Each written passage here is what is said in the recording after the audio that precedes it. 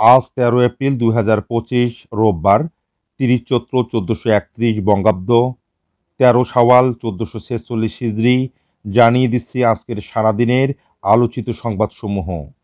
New ইয়র্কে remittance মেলায় অংশ না নিতে বাংলাদেশ ব্যাংকের গভর্নরের প্রতি আহ্বান জানিয়েছেন বৈষম্যবিরোধী ছাত্র আন্দোলন।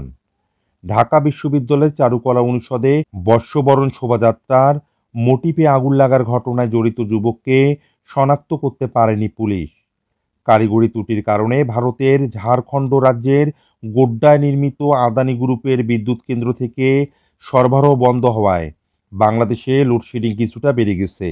ডিবি প্রধানের পদ থেকে সরানো হলো রেজাউল করিম মল্লিককে। ভারতে ওয়াকফ আইন পাশ হওয়ার পর প্রথম পদক্ষেপ, বুলডোজারে গুঁড়িয়ে দেওয়া হলো মাদ্রাসা। ৭ বছরও শেষ হয়নি ঢাকা শিশু পার্কের নির্মাণ কাজ, ৭৮ কোটি টাকার প্রকল্প বেড়ে ৬০৪ কোটি।